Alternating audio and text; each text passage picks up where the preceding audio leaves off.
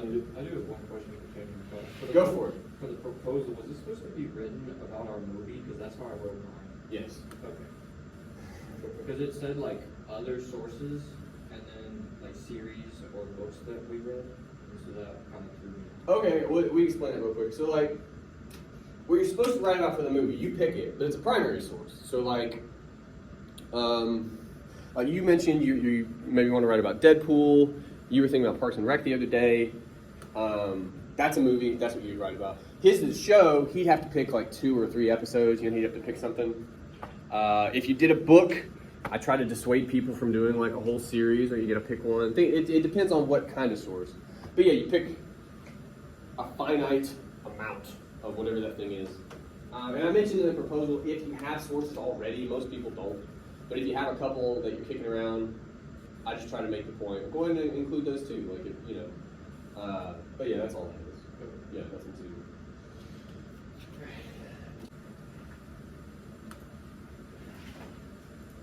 What we're looking at today.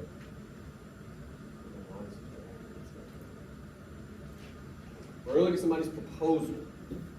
I wanted to look at somebody's proposal, anybody's proposal today. I didn't have a lot of options because I have to look at stuff early. Also, there's a lot of crap on my mic turn. I'm not thrilled about that. Anyway, it's like somebody sharpened a pencil or something up here. Basically, I like the proposal okay. I like what I think they're trying to do, but it needs some love. We need to work on some things. We're going to talk about that. All I want you to do here for the next couple minutes, maybe take you 2 minutes to read this. What do you think their overall argument is about the movie? What do you think about that? And then, of course, if we were to try, because we are going to try, if we were to try to build a body paragraph out of anything they give us, how would we go about doing that? Is there something we could pick up on? Is there something we could use? Take a minute, read over this, we're going to talk about it. First thing we can do, if this helps us at all, Die Hard, The Mule, all that stuff we can cut. We can cut that. I mean, if it helps you think about it when you're writing this, that's fine. But when it comes to actually building a paper, please don't talk about other movies. Please don't do that, okay? All right, so that out of the way. Generally, and it is very general as it is, what do you guys think we're trying to maybe argue about the movie? What do you think? If you can't quite pick out like a thesis, you know, what themes do you think they're concentrating on? Like, Possibly something to do with PTSD and masculinity, or yeah, selflessness. Selflessness? Is that what you said? Yeah, like this. Well, this idea of being like a protector figure, right? For sure. They keep swimming around those 3 ideas, those 3 terms, around like a weird math equation. Okay. Very quickly before we move on, the 2 things I want to guard against here, especially in this case. Always, you don't want to write banal claims, okay? So for instance, I don't know if you've ever seen the film American Sniper. I've never seen it, but I'm pretty familiar with it. I would not want anyone to argue that this guy had PTSD. That's kind of the point of the fucking movie, right? That's not an argument. That's banal. We know that. And I'm not saying you can't talk about it, write about it, think about it, but you cannot, at any point in your argument, make this a main point in your argument. That like, this is so. Because again, it is. We know that. Right? All right. The other point I want to guard against, and this goes for everybody. I haven't seen it completely blatantly yet. I haven't looked at everything though. But I want to make sure we don't ever just detail how a character fits into certain stereotypes, right? This guy is masculine. I mean, we start the second paragraph with, because he's a soldier. Okay. Why? They start to kind of get into it. But again, I'm less concerned with how that equals stereotypical masculinity, and more to do with what does that say about us that that's what we automatically assume a soldier to be. Do you know what I'm saying? Does that make a little bit of sense? That's an honest, but okay. All we're ever after is what does it say about us as a people, a society, a culture, right? We made this movie in 2014 as a culture. So we got to be reflected in it somewhere. How we think about soldiers, how we think about war, how we think about guys coming back from war. That's what this movie is about for us. It tells us about us. So anyway, we might try, with all that kind of out in the open, to think about those overall themes here in a minute. But what I really want to do today is talk about body paragraphs. And I intentionally gave you guys a difficult question. The second question, which is, if you were to try to write me a body paragraph based upon this proposal, is there anything you guys think you could dig into? Is there what might we pull from this proposal to start to think about a body paragraph?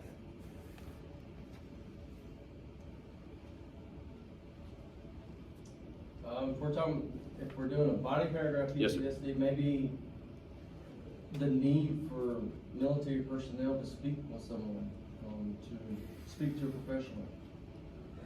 That's a very good thing to do, and it's one issue you might have, and you've had this before, and this is a good moment to highlight it. The difference between a practical argument and a figurative one. So that's a practical argument, and it makes absolute sense, and that's absolutely something somebody should do.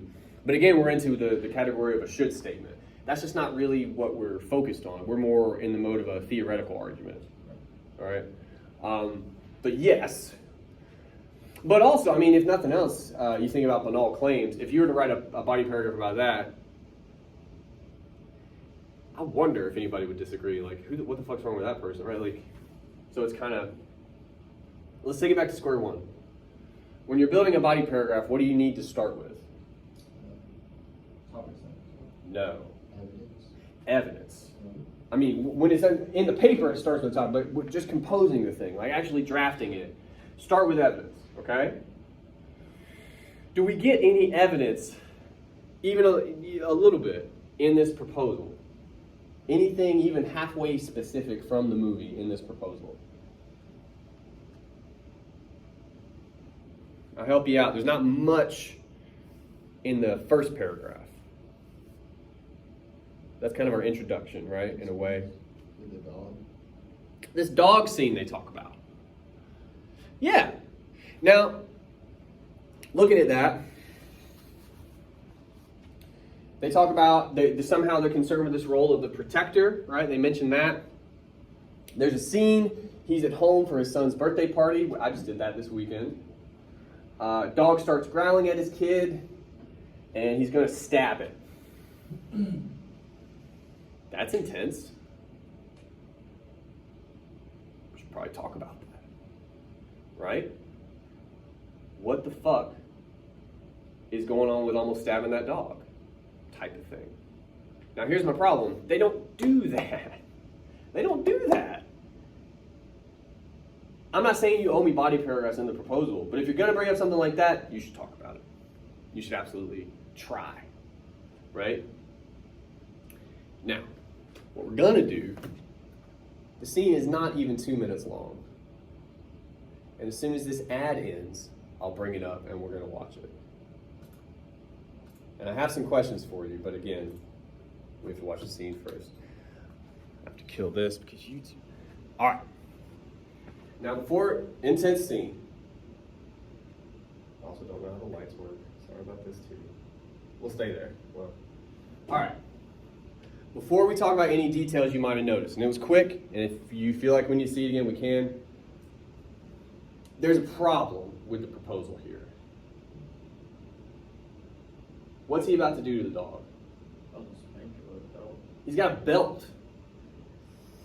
That's an important detail that we miss, right? You're allowed to be wrong. You're allowed to be wrong. You're not allowed to be wrong about something like that. You're not. It's not cool to beat the dog, obviously, but it's a damn sight better than stabbing it. Are we clear on that? That's a difference. I'm going to go out on a limb and say this person was using their memory when it came to the movie. You should watch whatever you're going to write about. You shouldn't just, sometimes you're wrong up here, you know? A knife is very different. Very different. So that aside, okay? Is there anything you guys notice in this scene? Any details? You may not know why. Again, the same way we talked about Die Hard. You may not know absolutely why it's significant, but anything that stands out to you as like potentially odd or worth thinking about at all? Staring at the blank TV. Absolutely. They draw our attention to that. The wife notices. Seems important. I'm going to make a little bit of an inventory here. All we're doing right now, like I said,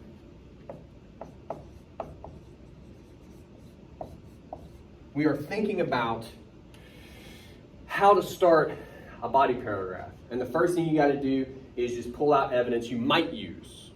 We may not even talk about that, but it's absolutely interesting, significant for some reason.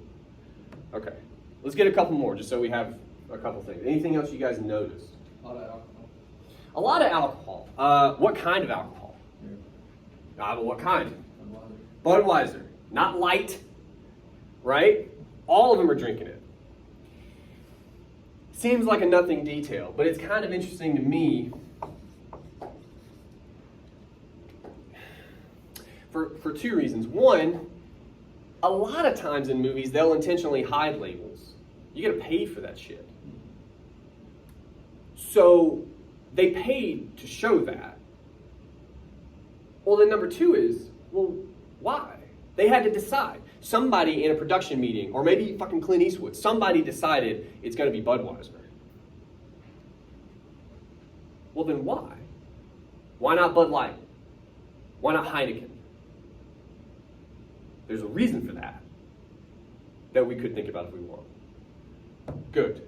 And by the way, absolutely you're right about the alcohol, absolutely right about the, but like always, get as specific as you can. It's a certain kind of beer, drunk by a certain kind of person, in most cases. And even the fact they're in bottles, not cans, right? Things like that. Okay. Anything else you guys notice? There's a couple more I can think of, but these are pretty good.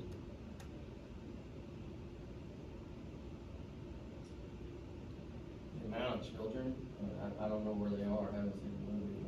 Let's say they're at a birthday party. Oh, never mind. Yeah. But, well, it's interesting. Like, I'm trying to think of how to describe kind of what you're talking about. Like, because I was talking to my wife about the scene in the car on the way here, just thinking about it, because we got a bit of a drive to get here, you know. So much of the movie, and so much of this, right, is Chris Kyle, like, clearly struggling to sort of get back into, like, normal life, right? Like that, you know. And his wife in this scene is trying to pull him into it. She keeps talking to him, keeps trying to say, you know, come be a part of this. And he's there, but he's clearly not there, right? Like that's a big part of the problem. And the kids, the whole setting, right, is something to do with that. So the kids might be part of it. Coupled with that, I would say,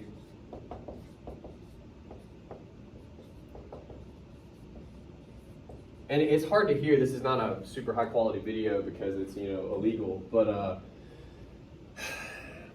she says a couple things to him, trying to get his, like, and he's clearly, like, not even hearing her, it seems like. She says, basically their son is going to be super tall, he's going to be the tallest one on his team. Doctor says he might be 6'4". Then they shift to the daughter. She has a loose tooth. She won't let anyone pull it but you. Would you do that? Again, we may or may not be able to do anything with those, but those were written. Like a person sat down and wrote those things, and then other people read them and decided they were good, that that's what they wanted. They were probably something else at some point. You know what I'm saying? Like all of these are decisions. And that's, both of these things are part of that world that he's like struggling to get back into. So that seems pretty important. The only other thing I can think of we might think about is the non-knife. Not a knife. Not a knife. Because real talk, he gets that thing off fucking fast. He does it while walking. Are we clear on that? That is an old school dad move. Like how I grew up. Like that's not probably okay in 2021. Can take a belt off while walking sternly and has it ready. Like that is, that again, that's a very particular depiction. You know? Okay. If anything else strikes us as we're talking about it, by all means we can add it up here, we can think about it. I have an idea. Go for it. Looks like it's summertime. What the wife wearing a dress, kids in short sleeves. He's wearing long sleeves. He's fully, he is, and he's, I don't know what to do with that. I do feel you on that. I mean, Unemployed, you get used to wearing your armor. You're always hot and sweaty. maybe. We'll definitely think about his mode of dress. Yeah, he's fully covered. He's got the hat. It's a Bowtech hat, which again, somebody had to decide on, much like the Budweiser. That could have been anything. Bowtech is a very specific type of thing, communicates very specific ideas, right? But yeah, maybe as a kind of armor would be one way to think of it. And here again, the question is, there's scenes in the movie where he's deployed, and that makes perfect sense. We understand that. Here the question would be, what is he protecting himself from? That's what armor is for, right? I mean, it would have to be all these kids in like this world, which is interesting, you know? Okay. Very good. So now what I want to try, just for a couple minutes, then we'll actually try to write something. But here for a couple minutes, what could we dig into? Like, what might any of this mean? What might any of this have anything to do with how we understand the character, or I mean, at the end of the day, I would love for one of you to arrive at some larger argument that the scene is trying to convey. But if you can't do that, again, start small. Just any of these details and what they might tell us about this guy, or his perspective, his world.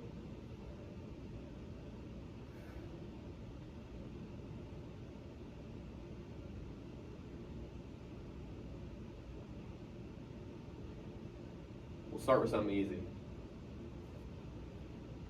Talk to me about Budweiser. Why is it Budweiser, do you think? And Full flavor beer, heavy, more alcohol. are you a salesman? No, yeah, well, there's that. Although, especially when it comes to beer, especially when it comes to like Budweiser. All American beer. Yeah, it's, and again, I said it this way intentionally a couple minutes ago. Not Bud Light, not Heineken, right? It's weirdly, and I would say purposefully by like marketing folks, tied to this USA type of mentality. Can we all appreciate just for a second how strange that is? It's just beer. It's not, I mean, it's fine, but it's just, how would it be different, for instance, if this were Bud Light even? I mean, that's Budweiser adjacent, you know? How's Bud Light different? How's it read differently, do you think? Last nice one. Yeah, why is that? Can we think about like specifically why that might be? If you're drinking a light beer as opposed to a... I would say that the commercials and the company trying to push less calories. Yeah. Feminist. So you're worried about calories now. You're worried about your health. You P word that I can't say in class? Yeah. Okay. So with this, connected now. We've connected these two ideas. American masculinity equals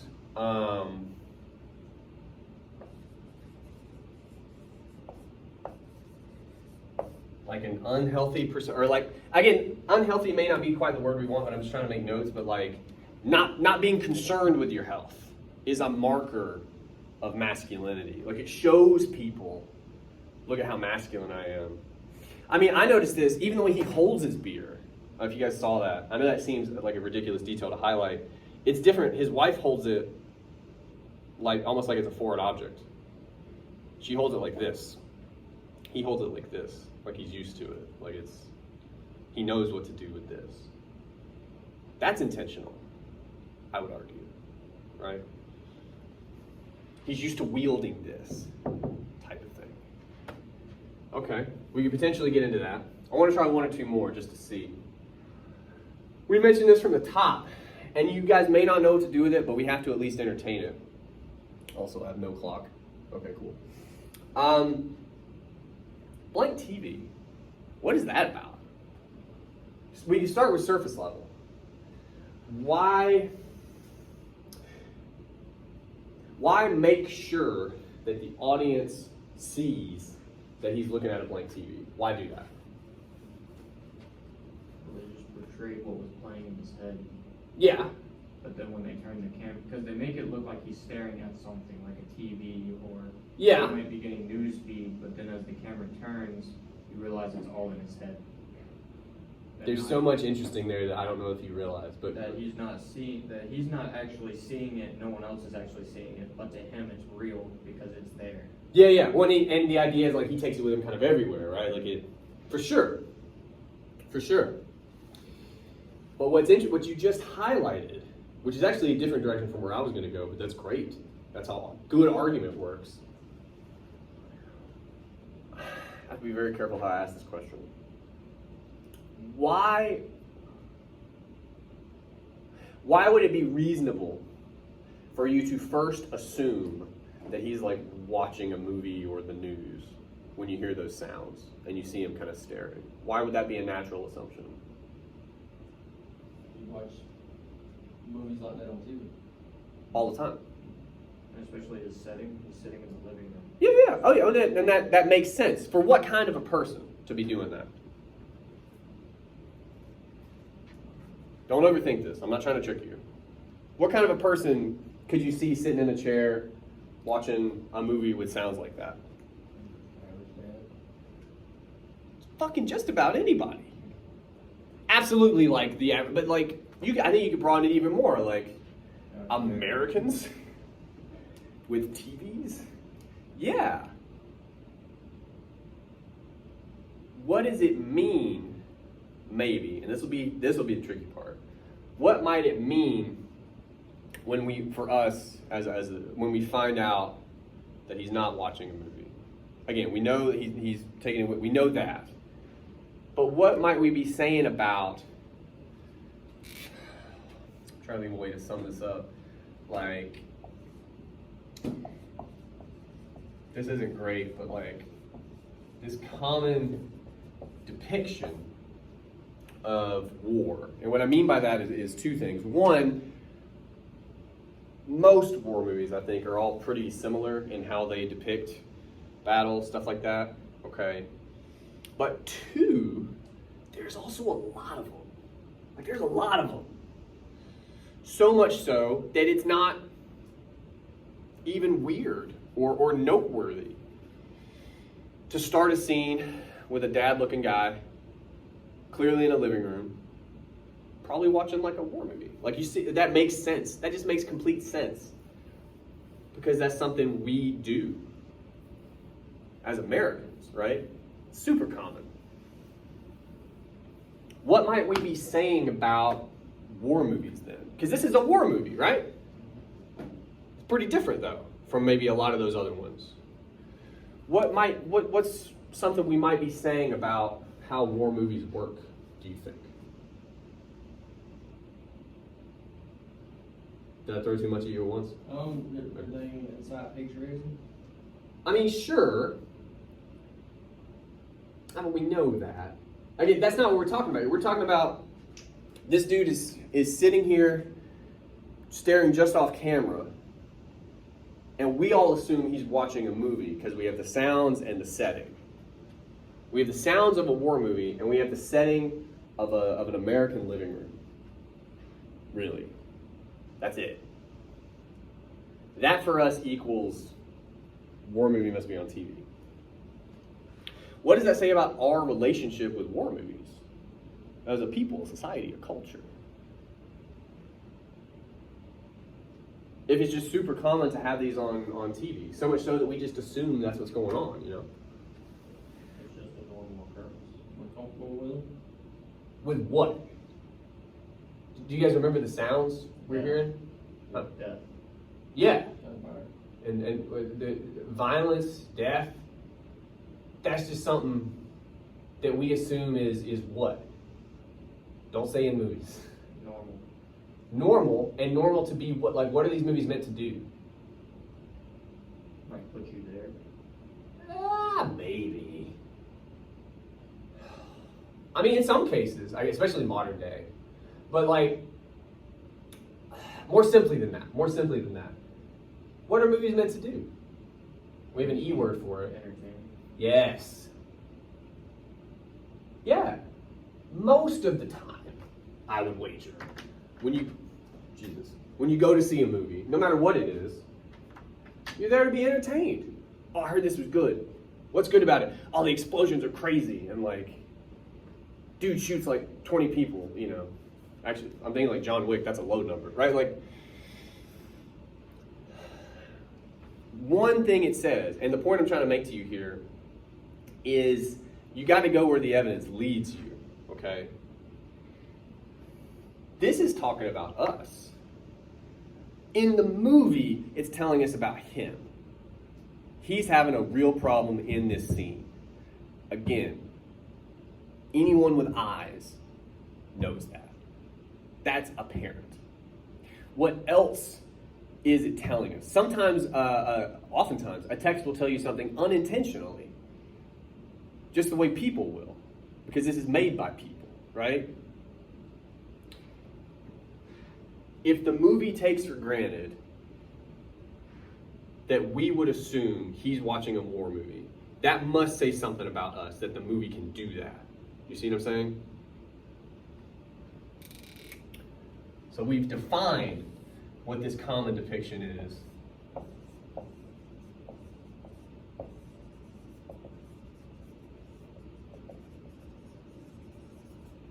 And it's that war is entertaining. I'm not saying it is. I'm saying that's the narrative we have around it. Do you understand the difference? It's an important difference. Now my question to you, and then we're going to try to write a little bit.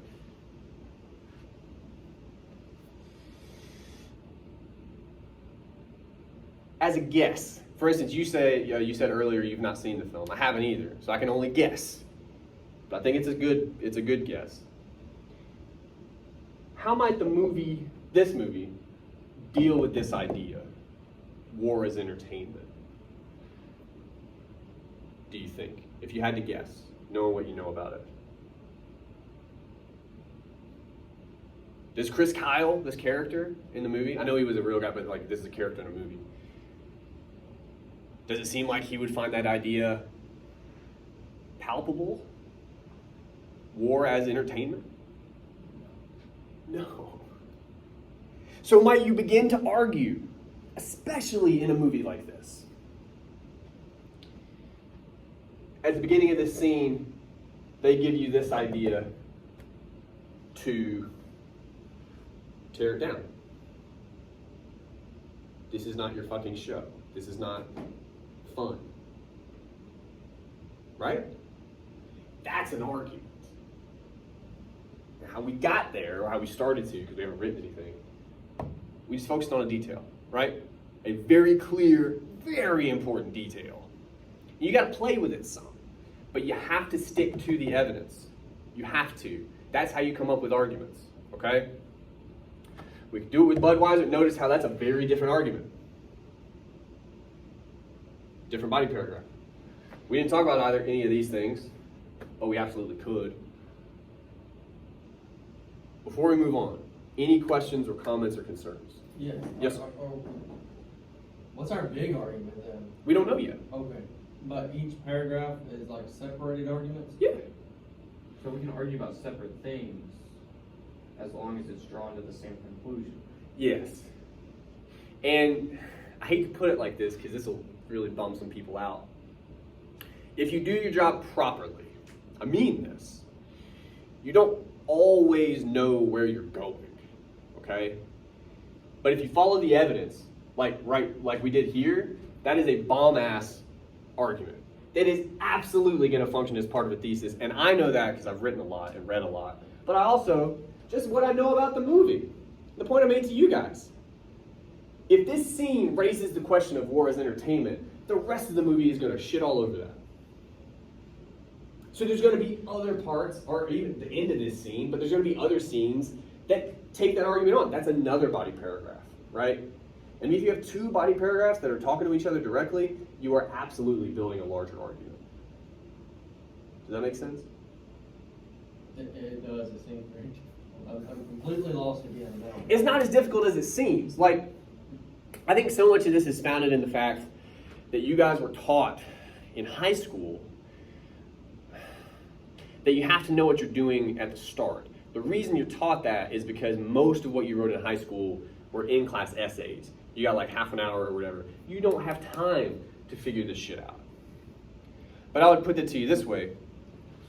This takes more time, it takes more effort, but that equals better argument, right?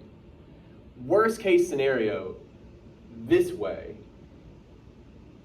and this actually doesn't happen as often as you would think, but you may lose a body paragraph occasionally. You may write 3 of them, and you're like, oh, those 2 really work well together. That third one, and you throw it out. That sucks. But your brain is going to be able to line stuff up. You're gonna find patterns. You're gonna relate ideas. For instance, if we sit down and write this body paragraph, which we're about to, chances are very good, if you've seen the movie, and we have not, you would leap to another scene or another moment, right? That's how we work. So it's not as hard necessarily as you are clearly worried it is. But this is how I wanted you to do it also semester. Let's try it real quick. We're gonna do as much as we can. We'll see what happens.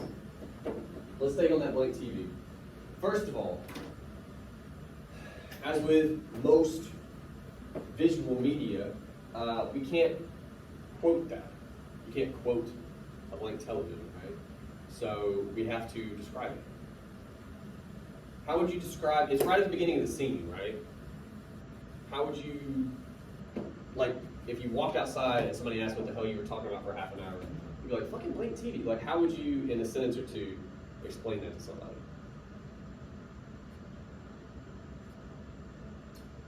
Average American living room, dad sitting in a recliner, his wife's in the background speaking to him, and it pans over to a TV that's blank. You gotta add in the sound. Yeah, the sound is important. We gotta mention that. Alright, so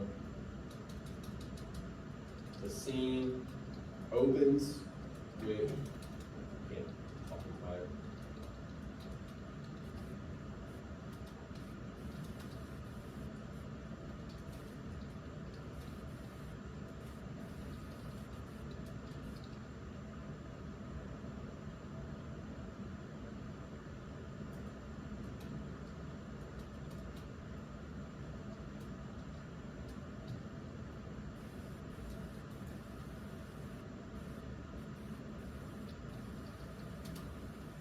Good enough to start with?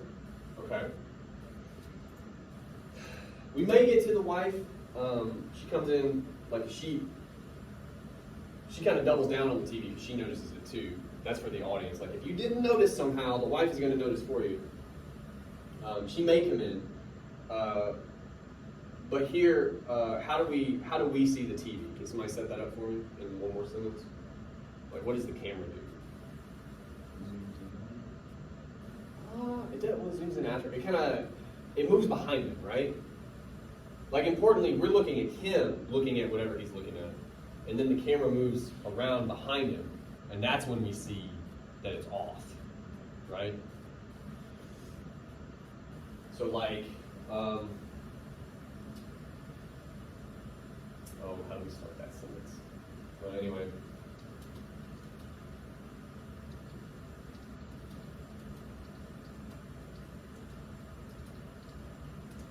Ugh.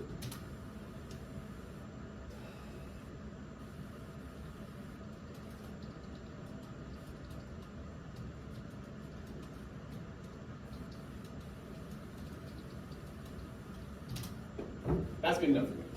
All right. And I can actually, I'll make that even bigger. Let's start with the easy read. The first thing you can say after evidence is allowed to be a little bit banal, a little bit easy. Okay? What's the first thing that pops in your mind when you see that blank TV?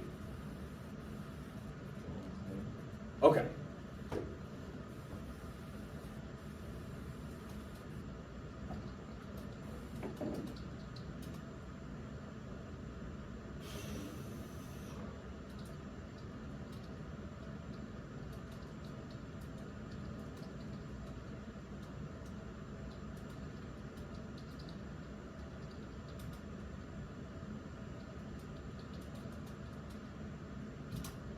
Right? Okay. Now we move to the argument, the real argument. Because, again, this is obvious. It's obvious. We know that. Okay. What are we saying about those sounds? We cannot argue, I'm making a rule right now. We cannot argue he's troubled because we know that. We know that. If you don't know that, then damn it, I can't help you. Okay? Instead, we ended up thinking about the very beginning of the scene. The scene tricks you, right? That's our real evidence, is that just for a minute, you're tricked. You hear the sounds, you see where it's sitting, and you think, this guy's watching a war movie. Or the news, as you said, which is interesting too. Like, that could very easily just be the news. But he's watching something on TV. We assume that. Why? How do the filmmakers know they're going to be able to trick you like that? What about us enables us to be tricked here in this way?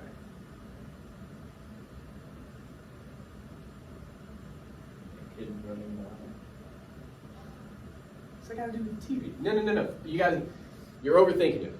Hear me out. Talk, legit. Talk it out with me.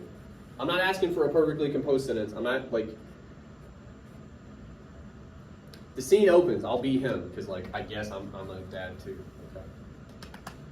I don't feel like I look like a dad. Anyway, he's sitting there, watching it. You hear explosions and gunfire, and it's clearly seems like I'm watching something, right?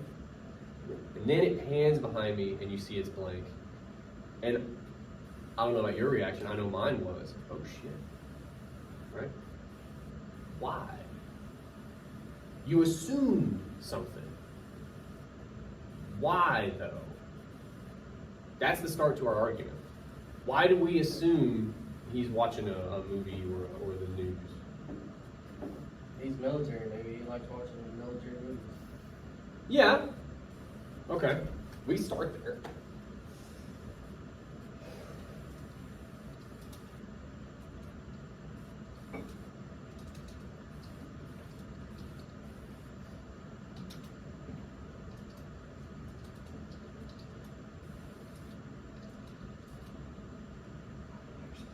Thanks for doing it.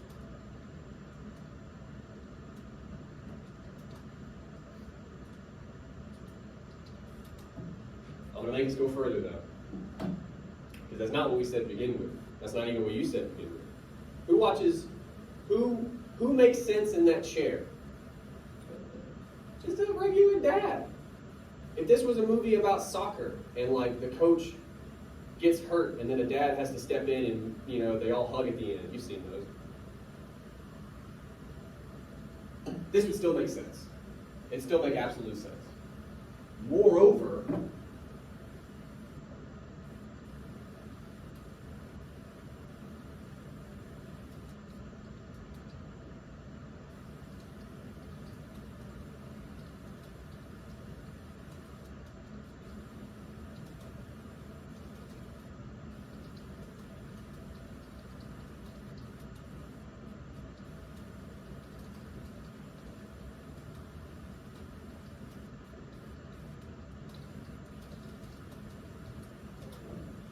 right? That's the trick. That's how it works. The second thing we got to do, and the slightly harder part, but again, we've done this up here. What does it say about us? That, and again, look, part of the difficulty is, one of the things we're talking about is absolutely like a very deep-seated part of our culture. And I'm asking you to see that from outside. Like, step out of the house and look at it. That's hard to do. I mean that. That is hard to do, okay? But we gotta try. What we're kind of getting at is these kinds of movies are so prevalent. Not just a bunch of them exist, but they get watched all the time, right? That it would be a natural assumption for us to make that he's watching one. What does that say about us? That we assume that.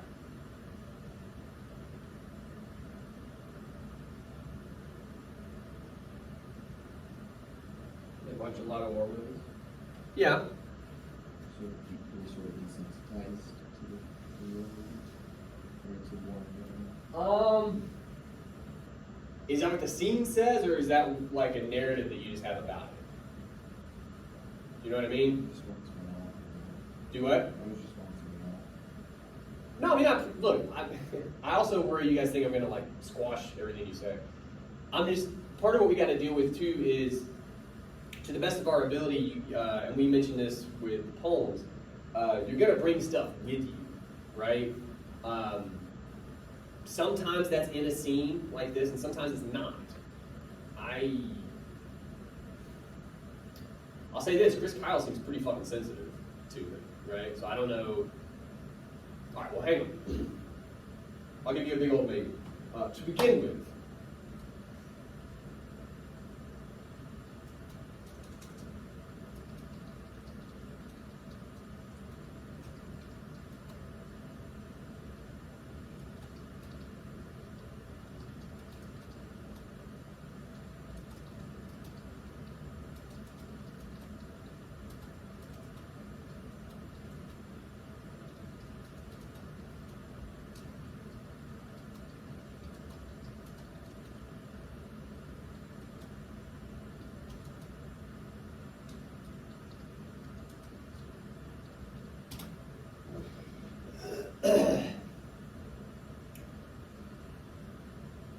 the fact that it's on TV is important.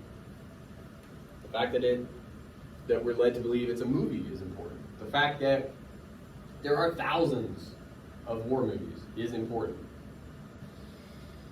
And again, we talked about it already. Why do you watch a war movie? For entertainment.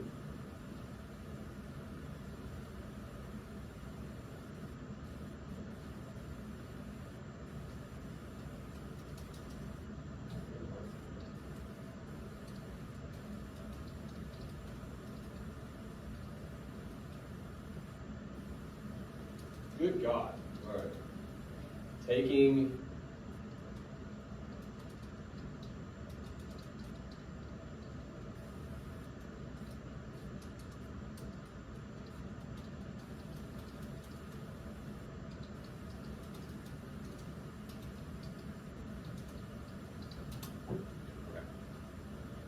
what we have just done now.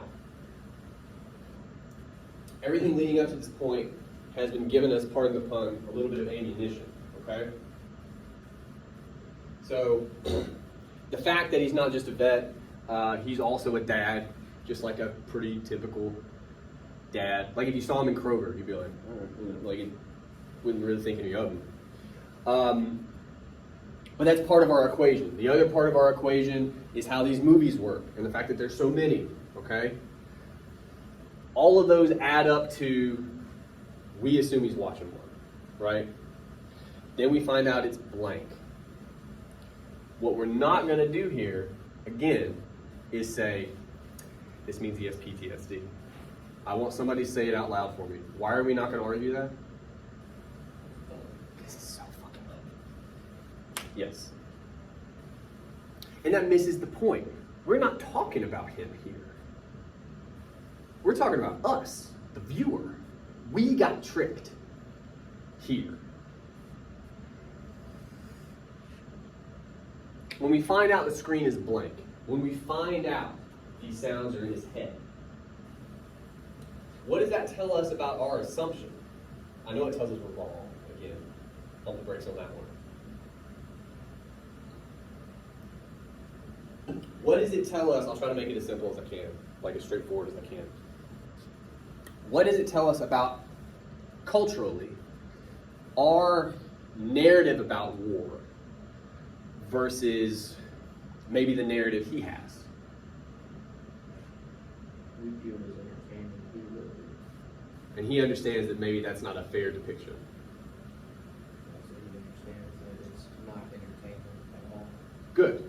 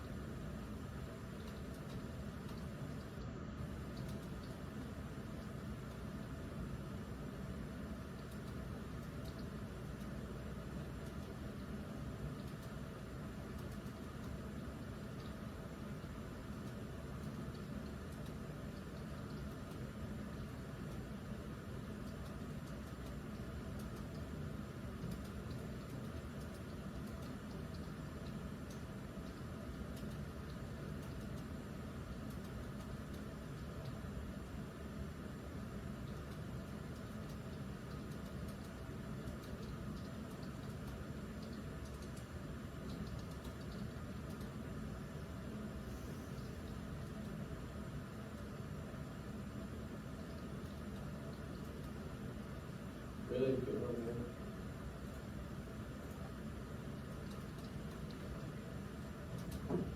Alright, I gave you a lot for the sake of time. Can you guys read that okay, by the way? I don't mean to do it. Okay. But isn't that what we're kind of saying? Whatever is going on up here for him isn't in those movies. They we just, I mean, think about it like, I mean, I know I'm older than you guys, so like maybe this won't hit in the same way, but fucking like TBS, you know?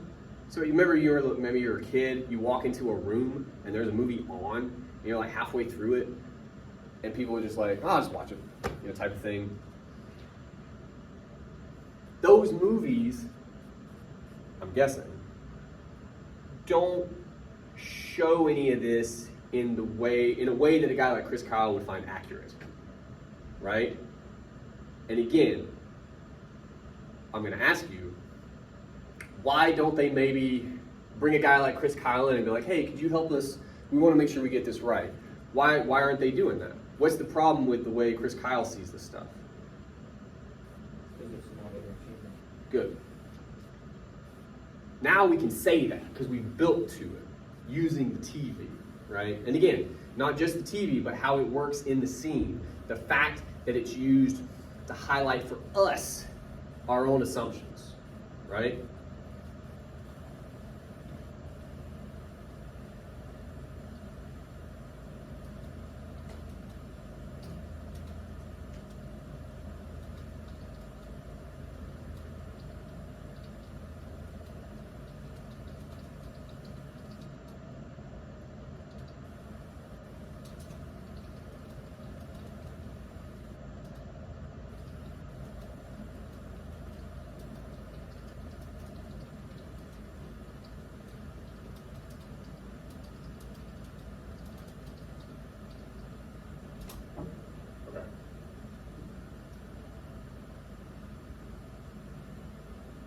are one sentence away. And I'm going to have to make you do it, and I am sorry. What's our argument? We're arguing something. We absolutely are. And again, it's not even really about Chris Kyle.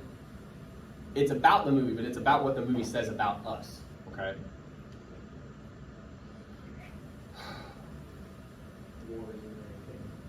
But we assume that it is. Like, as a culture. Like, I know you guys, certainly, you guys have to, but I'm just like, as a country, as a people, we think we know things because I've seen movies. I saw one about a guy with sled dogs. I know how that works. I don't fucking know how that works. Be serious. They're all friends by the end. That's how it works, right? Like, no, the dogs die halfway through. Like, it's real. It's not. We have stories. But those stories inform our perspective as a culture. I'm trying to argue to you guys that this moment in this scene is commenting upon those stories. Okay?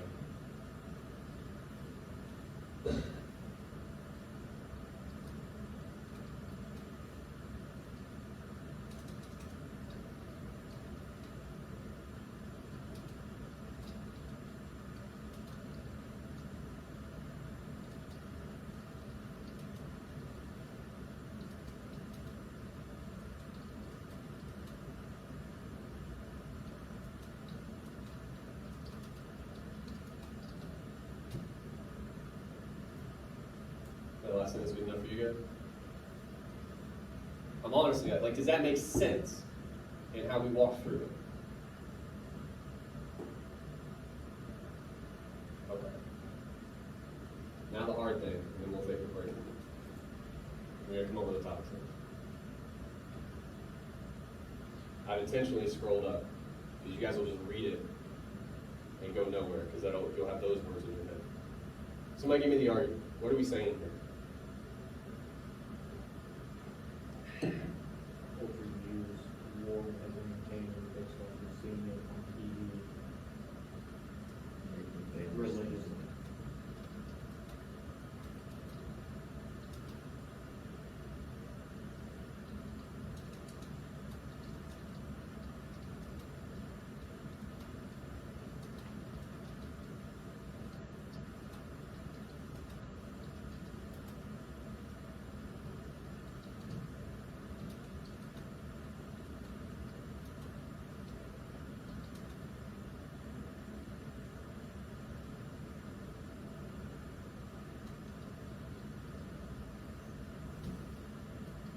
Something like that.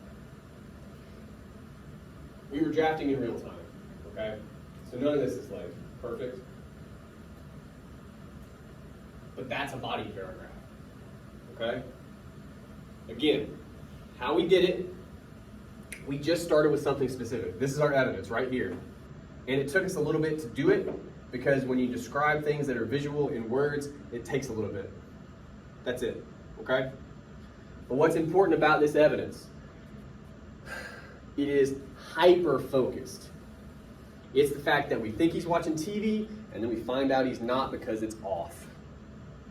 That's what we talk about this whole time, well, and the sounds, okay. But that's what we talk about this whole time. That's it. We had to break down what we thought was originally going on, and then we had to talk about why that was. And all of that allowed us to get to our own assumptions, our own narrative about war, and why that might be. That's a fucking argument. Any questions about that? How would you tie everybody paragraphs into It depends, and it's damn difficult because I haven't seen the movie either. Look, what we could do, and I'll do this, I'll spin off for just a minute, and we can even come back after break if you want, because I do want to give you guys a break. You'd have to think about where this argument might go after this, okay?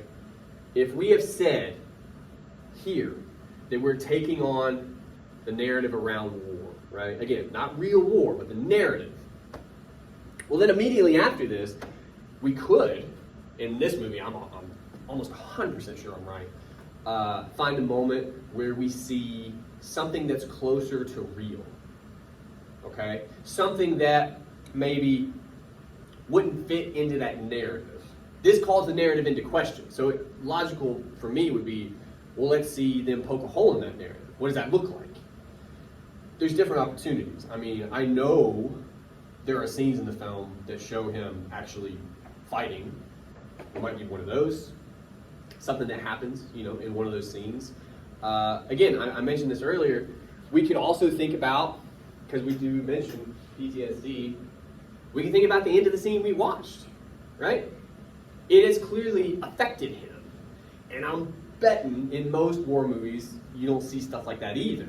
Like the effects that it has. Like think about, when I say war films, what I'm mostly thinking about is like classic John Wayne, you've seen these movies. Guy shows up, everybody's in a bad way, but he's not gonna take anybody's shit, and he leads them over the hill, and one annoying guy dies, but fuck that guy, and everybody else makes it, and he bangs some lady at the end. Like that's how all those movies work. It looks awesome. It looks awesome. You almost never see anybody after. There's probably a reason for that. Again, not entertaining. It makes us feel bad. Or something. It makes us feel anything, maybe. We don't want that. We just want our story. So you can think about that when he goes to the dog. And again, we'll go to break after this. This is going to sound like a stupid question. Why is it a big deal that he grabs that dog, that he's going to, beat it? Because they decided to put that in the movie too, right? He viewed you as a threat. For sure. We understand that it's not. Right. So we understand, again, we're seeing things differently from how he's seeing it. That ties into this a little bit. Different narratives, different perspectives, okay? Let's get specific though. How does it change things that this is a dog? Not even just a dog, it's like a collie or something. Like he's basically gonna whoop Lassie's ass.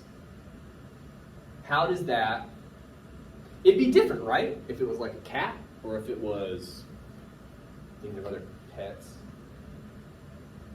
What would be a common pet? But it'd be different, right? Why does it matter that it's Lassie? Basically. What does that dog represent? Yeah. Beautiful fucking dog. It's a movie dog, right? And I imagine there's other scenes in the film involving the dog where the dog's great or whatever. Most of the time when a dog is in a movie, it's to affect you. Because again, we have a narrative. We have a cultural narrative around dogs. And again, it matters what kind of dog. If it's a Chihuahua, it's very different. It's very different the way you read it, right? Or if it's like rabid or sick in some way. We see that very differently than this kind of dog. It's innocent, just wants to be your buddy, right? It's playing with the kid. It's a beautiful moment, right? He's not able to see it. He's not able to, as a result of this, right? His perspective has been shaped in such a way. This makes me think of, and then we'll go on break, I promise. This makes me think of Beauty, the poem. He's not allowed to see it. He didn't decide this for himself. But the things that have happened to him, the way he sees the world now, the movie kind of leads you to think he can't see this moment with the kid and the dog and enjoy it, right? That's been taken from him. So what has been taken from him? What has he lost as a result of this? That's maybe where I would go in the next paragraph. Does that help a little bit? Kind of. Okay. We'll go on break.